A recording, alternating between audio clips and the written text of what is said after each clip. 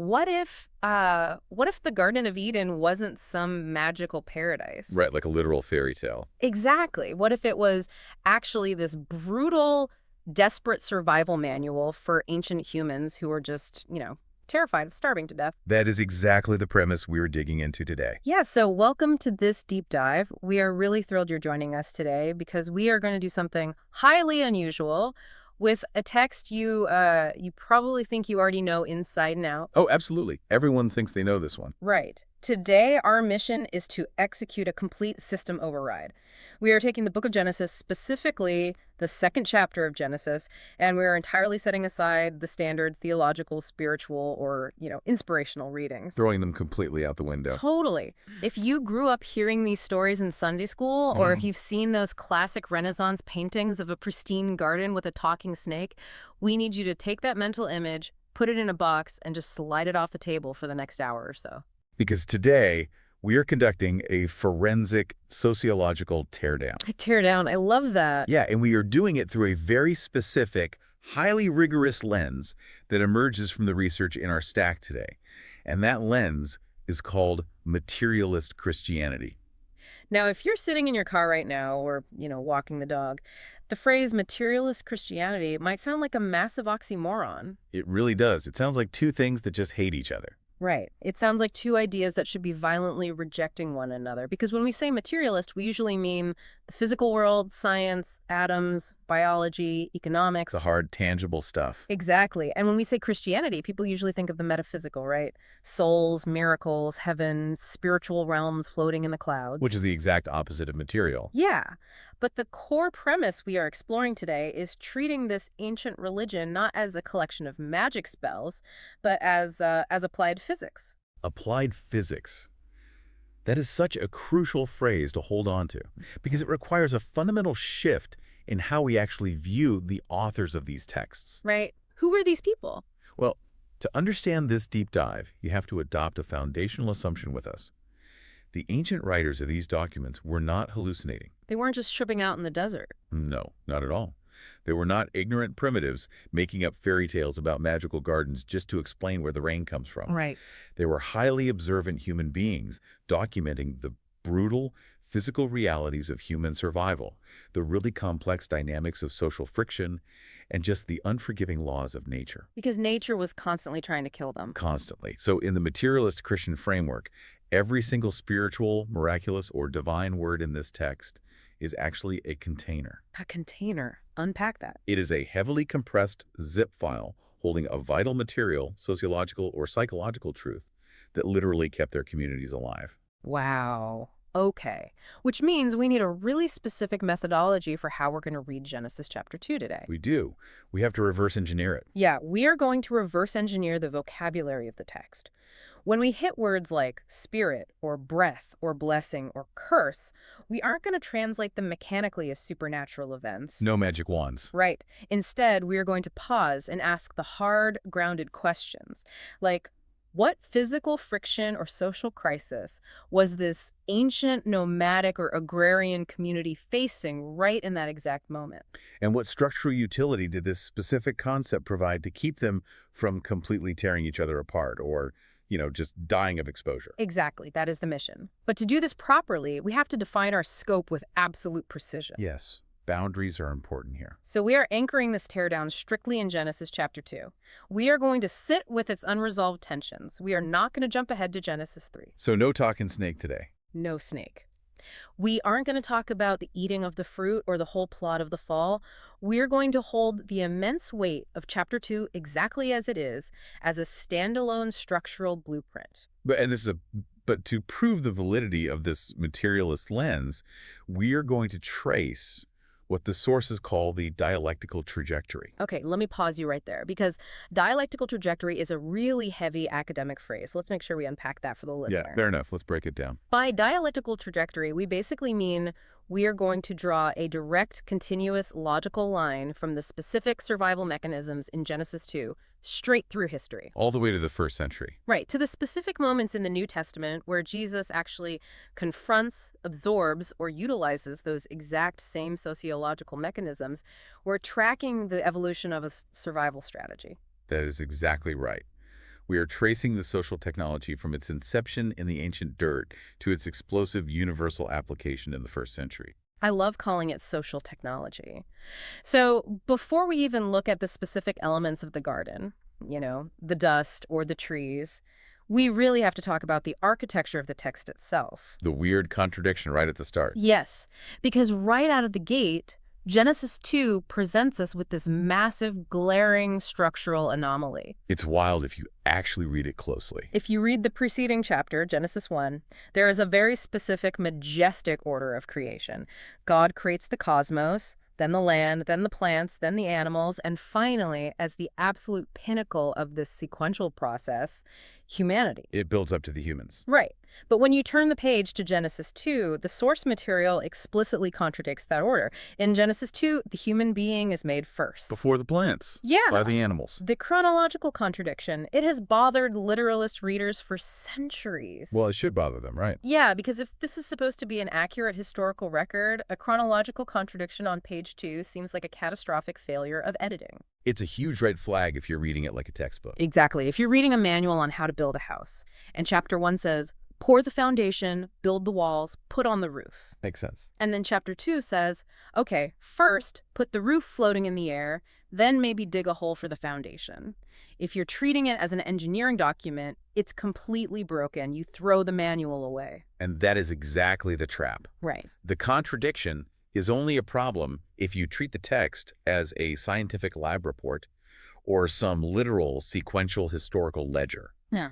The materialist Christian lens completely reframes this anomaly. How so? This contradiction isn't an error. It is actually the definitive proof that Genesis 2 is doing something entirely different than Genesis 1. Okay. Genesis 2 is revealing the meaning and the moral structure of creation, not its physical, temporal mechanics. I think we really need to linger on this because it changes the entire rules of engagement for how you read ancient literature. What does this actually mean for the agrarian people who passed this story down? You mean around campfires for generations before it was ever written down? Yeah, exactly. What were they doing? It means they were documenting the emergence of human social consciousness. Wow. Okay. Think about the physical reality of their lives. They were intimately aware of the natural order. They knew that plants had to exist before animals could eat them, right? Sure, they were farmers. Exactly. And they knew animals existed before they could hunt them.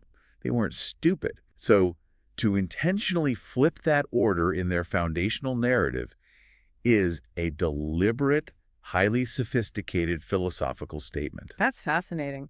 The text survived for thousands of years, not because it was chronologically flawless, but because it preserved a vital structural truth about the human condition. Which is what? That from a moral and sociological standpoint, human consciousness is the center of the narrative. The sources make a really interesting comparison here to the history of science, specifically Isaac Newton. Oh yeah, the Newton analogy is perfect for this. Right, so Newton's physics, his laws of motion and gravity, were eventually superseded by Albert Einstein's theory of relativity and later by quantum mechanics. Right, the models got more precise. Yeah.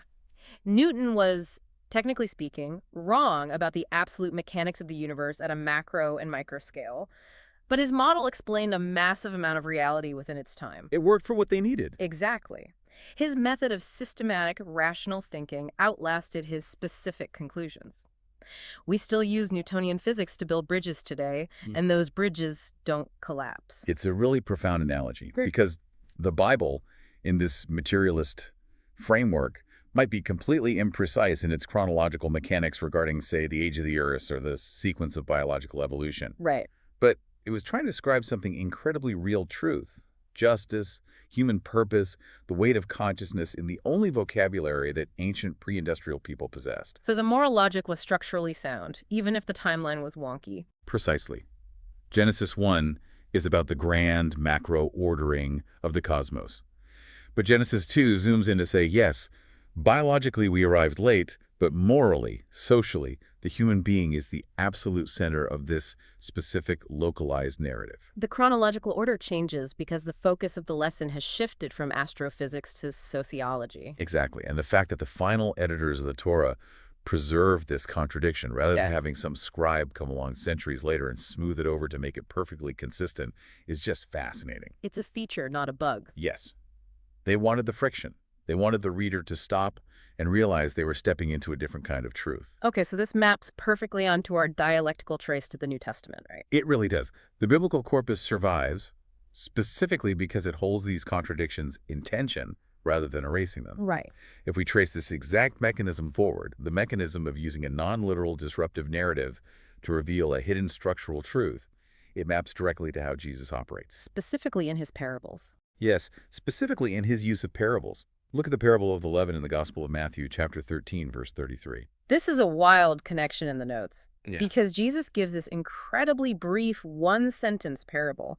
He says the kingdom of heaven is like leaven, or yeast, that a woman took and hid in 3 measures of flour until the whole thing was leavened. Let's analyze this materially. In the ancient world, flour represents the baseline reality. It is static, structured, familiar, but completely inert. It doesn't do anything on its own. Right? It just sits there. The leaven, the yeast, represents a new moral consciousness or a new social movement. It is tiny, it is hidden, and critically, it is fundamentally disruptive to the baseline reality. And culturally, yeast wasn't always a positive symbol, right? We think of artisanal sourdough today, but back then, leaven was often associated with corruption, impurity, or decay. Yeah, it was literal fungus. Right. The Passover specifically requires unleavened bread to symbolize purity and haste. So, a woman deliberately taking a decaying fungus and hiding it in a massive amount of pure flour is actually a subversive, almost scandalous act. It is entirely subversive. Jesus is taking an image of social disruption and using it to describe the ultimate moral structure of his movement. Okay, I see the trace now. So the dialectical trace is clear. Just as Genesis 2 uses a non-literal disruptive chronological order to teach a material truth about humanity's unique, heavy place in nature. Jesus uses a socially disruptive everyday image of a woman fermenting dough. Exactly. He uses it to describe how his new community will infect and transform the rigid structures of the Roman and religious world. Both of these texts function as what the sociological sources call sub-objects. Okay, we need to hit pause and define sub-object clearly for you listening, because if you grasp this concept, the rest of this deep dive will completely blow your mind. It's the skeleton key for this entire framework. A sub-object is a fascinating concept. It is not a physical object like a rock, a tree, or a mountain. You cannot drop it on your foot. Right. And it is not a subject like a human being with a pulse and a mind. A sub-object is a shared structure of meaning that exists entirely between people. But it organizes human action. Yes, it organizes physical human action with absolute authority. The easiest example is a $20 bill. Oh, that's a great one. Right. If you look at it physically, materially, it is just a worthless piece of cotton blend with some green ink on it. The value of $20 doesn't exist in nature. You can't mine $20 out of the ground. Exactly. The value is a sub-object. It only exists because you, me, the grocery store clerk, and the federal government all collectively act as if it exists. It's shared fiction. But even though it's a shared fiction, it produces real, measurable, life or death material consequences. It dictates whether you get to eat today. Exactly. A national border is a sub-object. It's an invisible line on the dirt, but armies will kill each other over it. A marriage is a sub-object. A corporation is a sub-object. They are shared architectures of meaning that dictate the motion of human bodies. So how does that apply to Genesis 2? Well, the chronological contradiction in Genesis 2 and the parable of the leaven are textual sub-objects. They are shared narratives designed to organize human action and upend static, inert structures. So Genesis 1's rigid timeline is the inert flour. Yes, and Genesis 2 is the leaven that ferments it, reorienting the story around human moral agency. And tracing that forward, the rigid Old Covenant law of the first century is the flour. You got it. And Christ's teaching is the leaven that ferments and transforms it from the inside out. That is such a powerful way to frame it. It pulls us entirely out of the exhausting, did this happen literally on a Tuesday 6,000 years ago debate. Which is pointless debate anyway. Totally. It doesn't matter. What matters is how did this story physically organize a civilization to survive? So having established that Genesis 2 is this map of moral and social reality, the text zooms in on the exact mechanism of human creation. Genesis 2, verse 7, Okay, so the text says, "Then the Lord God formed the human from the dust of the ground and breathed into his nostrils the breath of life, and the human became a living being." Now, if we are keeping our promise to reverse engineer the vocabulary, We cannot look at this as a magic trick. No wizard in the sky. Right. We can't view it as a divine wizard snapping his fingers, forming a clay statue, and blowing fairy dust into its nose. What are dust and breath actually representing in the materialist algorithm? In this framework, dust represents the inert material reality of the Earth. It is the absolute baseline of existence. The physical stuff. Yeah, it represents the physical limits of our bodies, our biology, our unavoidable mortality. The text is grounding humanity deeply in the dirt, acknowledging that we are part of the entropic cycle of nature. We are animals. We are. We require constant intake of calories to avoid starvation, our cellular structures decay over time, and we are incredibly fragile. There is no pretending that we are ethereal angels. The text insists we are dirt. But then comes the breath. The word there in the original Hebrew is ruach, right? Yes, ruach, which usually gets translated in English Bibles as spirit or wind or breath. But remember, our lens. We are reverse engineering it based on social utility. The breath, or ruach, is not a supernatural translucent ghost floating down from the sky and possessing a clay statue. No, the materialist sources define the breath as the animating social force. The animating social force. It is the emergence of the language center in the brain. It is the operator of the human mind. It is the collective moral awakening of the species. I think the best way to visualize this for you listening is to think of a computer system. Okay, I like this analogy. The dust is the hardware. It's the silicon, the motherboard, the copper wires, the physical casing, the power supply. The breath, the ruach, is the operating system. It is the code. Right. Without the code, the hardware is just a sophisticated heavy rock sitting on a desk. It can't do anything. Just a pile of silicon. But the moment you install the operating system, the moment the code is breathed into the machine, it becomes something entirely new. It becomes a system capable of processing reality, communicating with other machines, and executing incredibly complex tasks. That analogy holds up perfectly under the materialist framework. The sources explicitly use this cybernetic terminology. Oh, they do? Yeah, they say the flesh or the dust is the executor.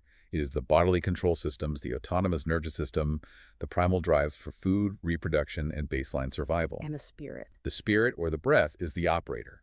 It is the central value-orienting subsystem. God, as a textual mechanism, is breathing moral weight onto physical structure. Life in a truly human, conscious, historical sense emerges only when raw matter is organized by a guiding, purposeful, collective motion. Exactly. But let's ask the gritty question here. What was the physical friction these ancient writers were dealing with when they codified this idea of the hardware and the software? What problem were they trying to solve by telling this story? They were trying to solve the terrifying reality of an unorganized, purely animalistic existence. No fear of just being beasts. Imagine being an early human tribe. You are surrounded by predators. You are subject to weather, famine, and disease. The existential terror is that human beings might just be beasts, driven only by hunger, dominance, and the instinct to kill the wheat to survive. That's the dark way to live. So the structural utility of Genesis 2.7 is that it definitively separates humanity from the baseline animal kingdom. But it does so without denying our biology. It says, yes, you are made of the earth, you will die, you are dust, but you are accountable to a higher operating system of shared social trust. It's essentially an anti-nihilism mechanism. Right. It dignifies the human mind as something that has a sacred duty to organize the chaos of the body. You aren't just a hungry ape, you are a moral agent. Exactly. So how do we trace this exact mechanism, this breathing of the moral operating system, into the physical hardware forward into the New Testament? Where does the trace lead? The trajectory takes us straight to the prologue of the Gospel of John, chapter 1, verse 14. And the Word became flesh and dwelt among us. The Word, the famous Greek concept of the logos. Yes, the logos in ancient Greek philosophy and subsequently in early Christian thought is a massive concept. It doesn't just mean a spoken noun or verb. What does it mean? Logos means order, reason, structure, meaning. It is the invisible moral logic that binds the universe and adjusts society together. Wow. Okay, so in the materialist Christian reading, that abstract logic, the breath or the operating system that organizes the dust in Genesis 2, materializes completely and historically in a specific human life. Yes. So it's not just an abstraction anymore. The code compiles into a living, breathing person. Jesus is the ultimate upgrade to the operating system. He is, and the Apostle Paul makes this dialectical connection explicitly clear. In his first letter to the Corinthians, chapter 15, verse 45, Paul writes, "The first man, Adam, became a living being. The last Adam, meaning Christ, became a life-giving spirit." Wait, hold on. Let me make sure I'm tracking this because this is a massive shift in how we usually read Paul. Paul is saying the first human, Adam, is just the baseline. The hardware receives the OS and boots up. Adam is just a living being. Yes. The first Adam is the baseline material start. He is conscious, but fragile. But Christ is the dialectical sublation of Genesis 2.7. Okay, there's another heavy academic word, sublation. Let's translate that for you listening. Are we basically saying that to sublate something means you upgrade the system, you solve its inherent contradictions, but you don't delete the old files? You preserve the core while elevating it to a new level. That is a perfect working definition. Sublation means overcoming a contradiction while preserving the essential truth of the original elements. Okay. Christ doesn't just passively receive the breath like Adam did. Through his historical material life of absolute solidarity with the poor, his relentless resistance to corrupt political and religious power. And his ultimate willingness to sacrifice himself rather than perpetuate violence. Yes, his pattern of behavior becomes the animating breath for a completely new social structure. He generates the new code that the rest of the human network can now download. Exactly. He goes from being a created being to a life-giving spirit. I have to admit, that completely reframes how I've always thought about Jesus. It moves him from being just a metaphysical sacrifice to appease an angry God to being the literal, actionable template for human survival. He is the new sub-object that organizes human behavior. Okay, so now that the human is formed, the hardware is running the OS, what does this moral machine actually do all day? We move from the creation of the worker to the site of the work. Genesis 2, verse 15. The text says, "The Lord God took the man and put him in the Garden of Eden to work it and keep it." Now, I have to stop here because this contradicts almost everything I was taught in Sunday school. I always thought work was the punishment after things went wrong. The common narrative is that Adam and Eve were lounging around eating grapes, then they ate the forbidden apple, and God punished them by saying, now you have to go to the office on Mondays, now you have to sweat and pull weeds. That's standard reading, yeah. But here, in the source text, labor is the very first assignment in paradise before anything breaks. Why would ancient people, whose entire lives were characterized by brutal, back-breaking physical labor, enshrine work as a feature of paradise? It's a massive, radical paradigm shift for the ancient world. In the materialist Christian framework, work is not a curse. Labor is not a punishment for moral failure. Work is sacred stewardship. Sacred stewardship, okay. We have to look at the physical friction facing this ancient agrarian community. Their reality was an endless, exhausting, terrifying battle against starvation. Nature is not a benevolent mother. Nature is constantly trying to reclaim human order. That's the concept the sources call the entropic dance, right? Yes, the entropic dance. The universe is governed by the second law of thermodynamics. It's always moving toward entropy, toward disorder, toward decay. Right, things fall apart. Exactly. If you build a house and stop maintaining it, the roof caves in. If you plant a field and stop tending it, the weeds choke out the crops, and you starve. So human labor is the conscious resistance to that decay. It is the application of energy to maintain order. So what is the structural utility of Genesis 2.15 putting labor in paradise? Yeah, why do it? The utility is profound. It fundamentally dignifies labor. You have to remember the geopolitical context of the ancient Near East. The empires around them. Right. In the surrounding empires, Egypt, Babylon, manual labor was viewed with absolute contempt by the elites. The kings, the pharaohs, the priests, they believed they were divine precisely because they didn't have to work. Labor was for slaves, peasants, and beasts of burden. But this Hebrew text asserts the exact opposite. It claims that human effort getting your hands dirty in the soil is the sacred variable that feeds back into the cosmic equation. The cosmic equation. Let's dig into that because it sounds like sci-fi, but it's actually deeply grounded sociology. The cosmic equation is the idea that humans are uniquely capable of altering their destiny within a deterministic universe through conscious labor. We are the mechanism by which the universe organizes itself into higher states of flourishing. So Genesis 2.15 establishes an early, incredibly radical vision of a self-organizing economy of abundance. It sets the foundational dignity of the worker long before class systems and capitalism degraded and alienated it. It's basically saying that fixing a leaky pipe or weeding a garden or chopping wood isn't a sign that you are lower class. It's a sign that you are actively participating in the divine maintenance of reality. You're pushing back the darkness. Yes. But obviously, human history didn't stay in paradise.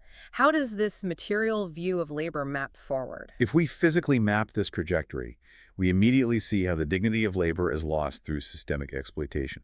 The most obvious glaring example in the Hebrew Bible is the book of Exodus. When the Israelites are enslaved by the Egyptian Empire. Right. The sociological sources point out a fascinating detail here. Exodus chapter 5 essentially describes the first recorded speed-up system in world economic literature. Like an Amazon warehouse quota. Exactly. Moses asks Pharaoh for a few days off so the people can hold a religious festival, and Pharaoh loses his mind. He retaliates against the threat of organized labor. Yes, he commands his slave drivers to stop providing the Israelites with straw, which is a necessary binding agent for making mud bricks. But he demands that they produce the exact same daily quota of bricks. Do more with less. The classic abusive management tactic. It hasn't changed in 3,000 years. Not at all. In Egypt, labor has been entirely alienated from its sacred Genesis 2 purpose. Yeah. It is no longer about maintaining the cosmic order or feeding a community.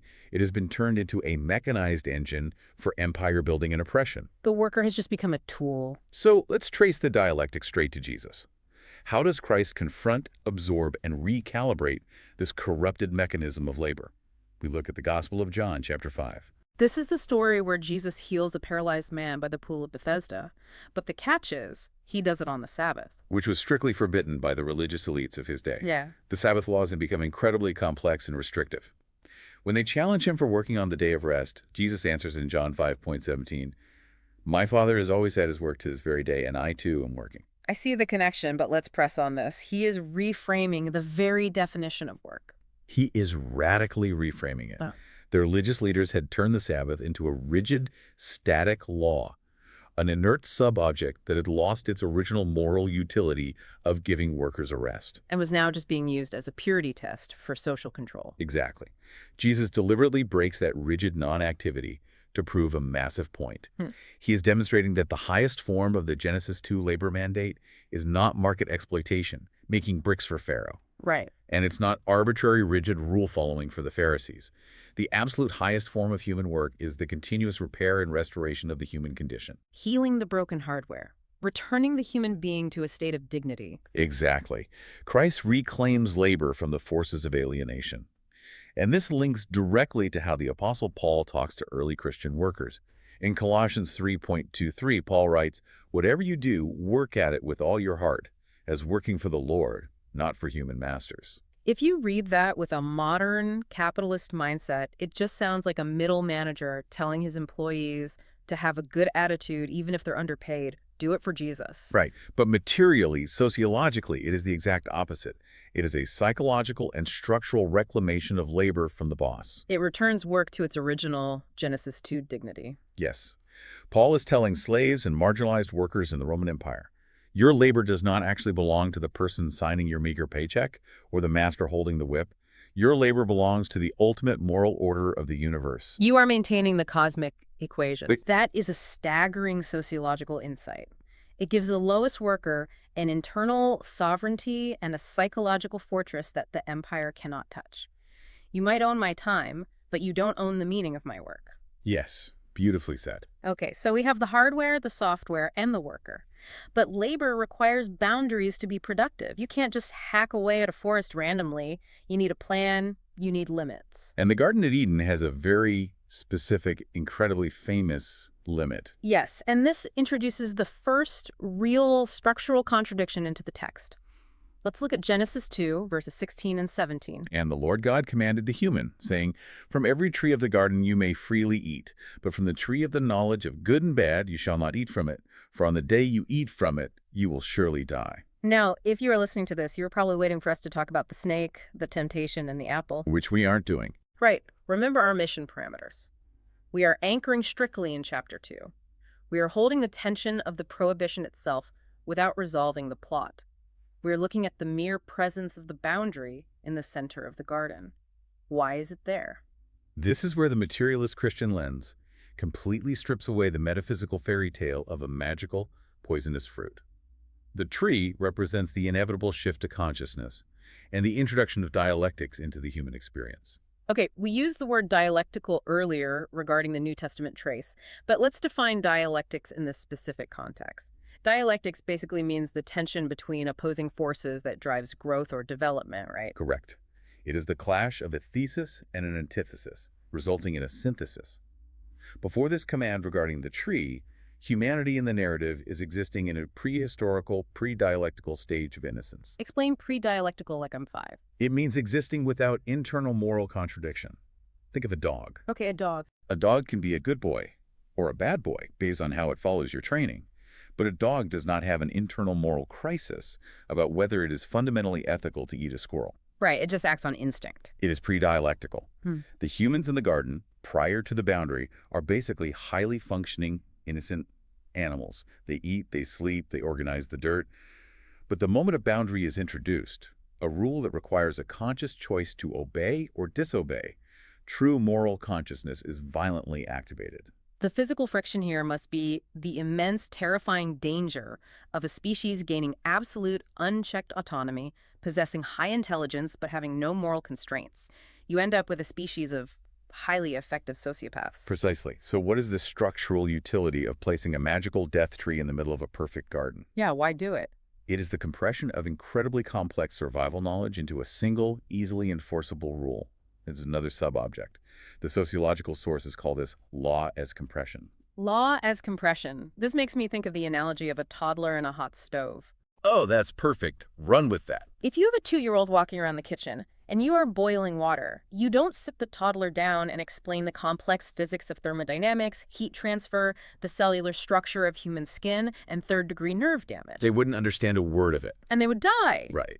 Instead, you point at the stove, you raise your voice, and you say, "No, don't touch. Hot. It will hurt you." That simple, rigid boundary compresses volumes of complex scientific reality into a manageable narrative that instantly changes the child's behavior and keeps them alive. That analogy perfectly captures law as compression. The ancient writers of Genesis didn't have the modern academic vocabulary of sociology, game theory, evolutionary psychology, or neuroscience. They just had trees and dirt. Right. So to ensure their community survived, they compressed the absolute necessity of shared moral limits into a stark narrative prohibition. Don't eat from this tree or you die. And we have to reverse engineer the threat of death here too, right? Because literally speaking, in the story, they eventually eat the fruit and they don't immediately drop dead biologically. They live for hundreds of years. Exactly. Which tells us death in this context is not just biological cessation of the heartbeat.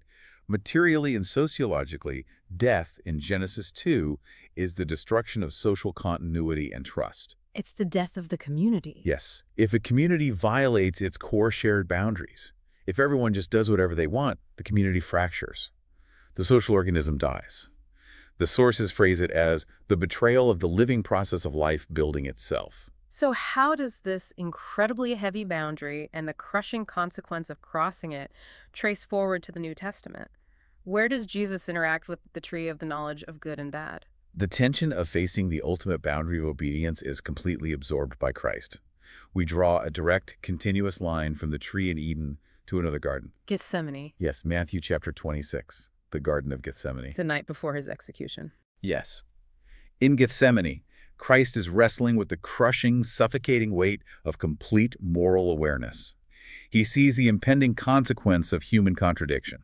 What does he see? He sees the violent mechanics of the Roman Empire, the cynical corruption of his own religious leaders, and the impending cowardice and betrayal by his closest friends. He feels the full, unmitigated weight of the knowledge of good and bad.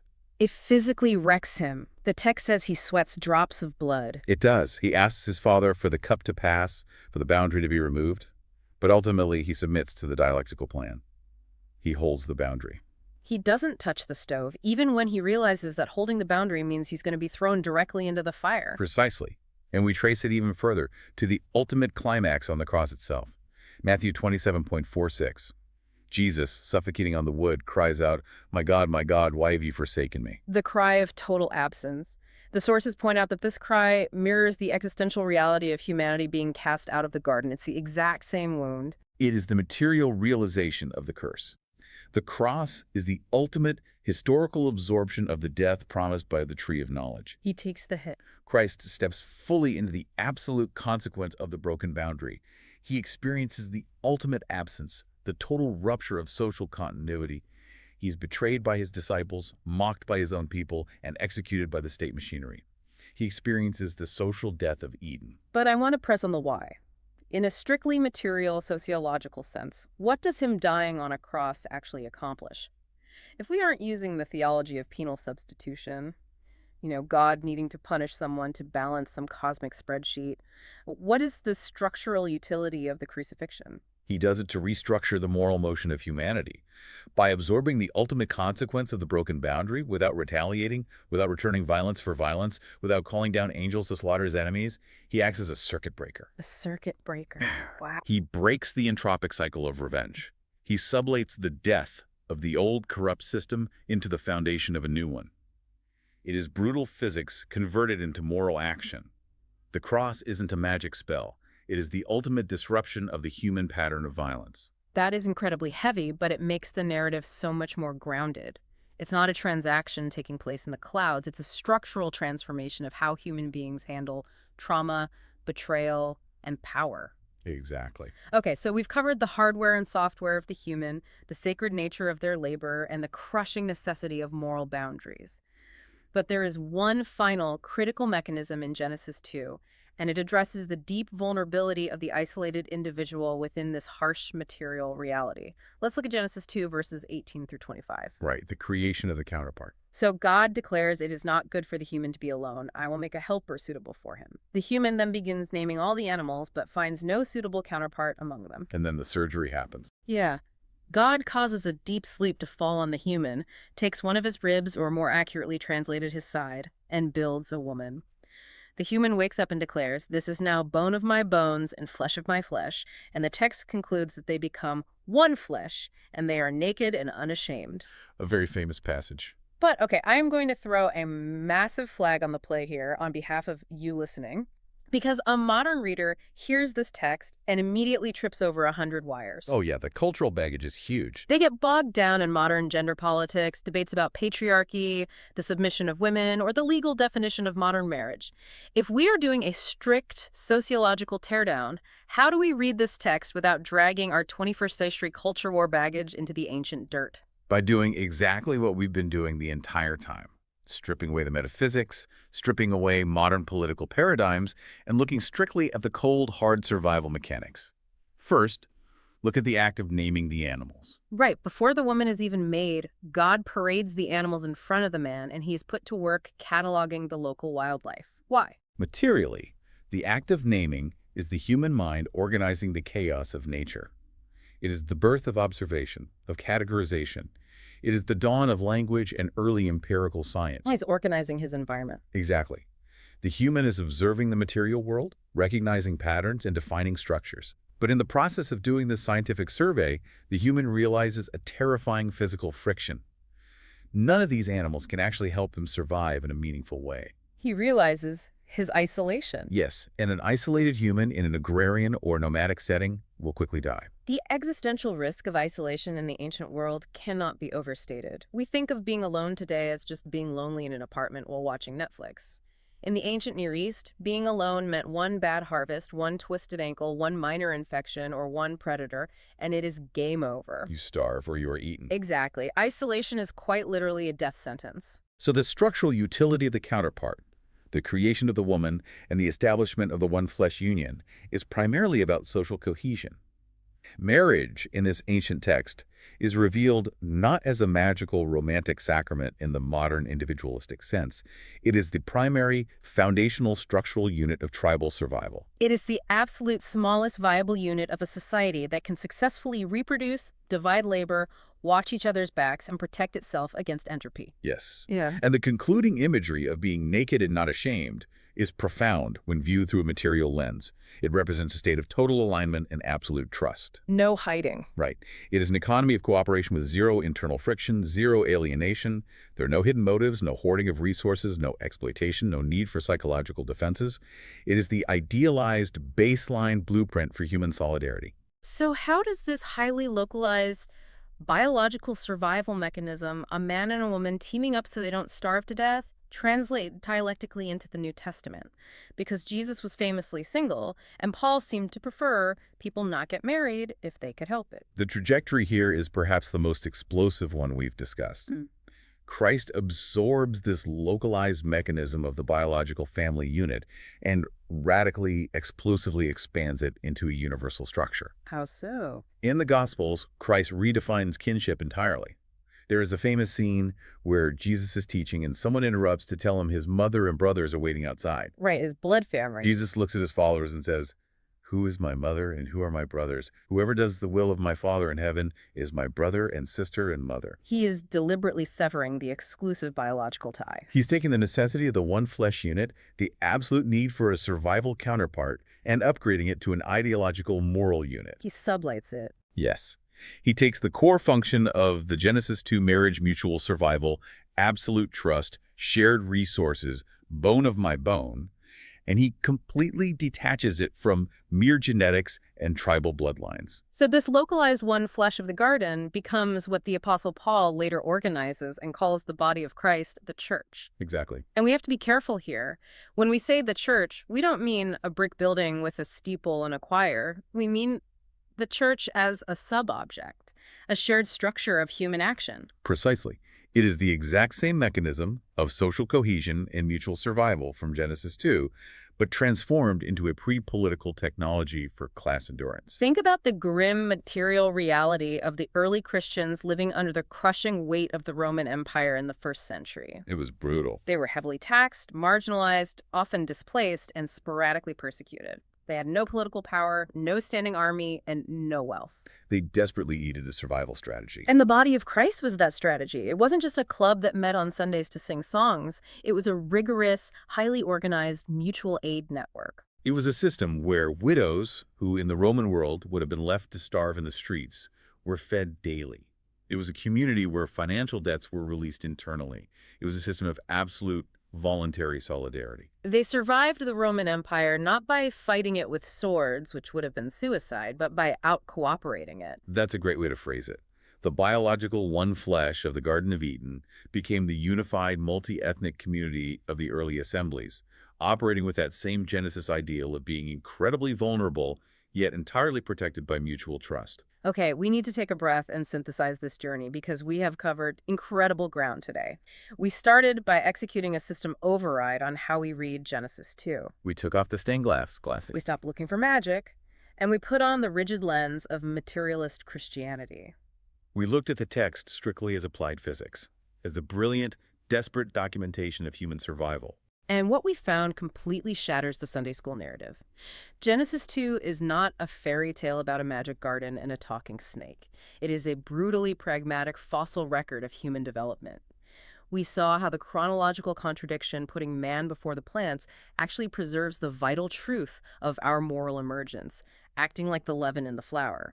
We saw how the dust and the breath are not magic clay, but the hardware and the operating system of conscious, accountable life. We examine the absolute necessity and dignity of labor. Work is not a curse. It is a sacred feedback loop into the cosmos to hold back the decay of entropy long before empires and capitalism alienated that labor. We saw the life and death stakes of moral boundaries compressed into the simple rule of a tree. And how Christ ultimately absorbed the fatal consequence of crossing that boundary to break the cycle of violence. And finally, we saw how the creation of the counterpart was the foundational technology of social cohesion. It was a mechanism of intimate solidarity that Christ eventually expanded into a universal structural survival strategy against the might of the Roman Empire. When you see the sociological math hiding behind the myth, it is absolutely breathtaking. It reveals a profound truth.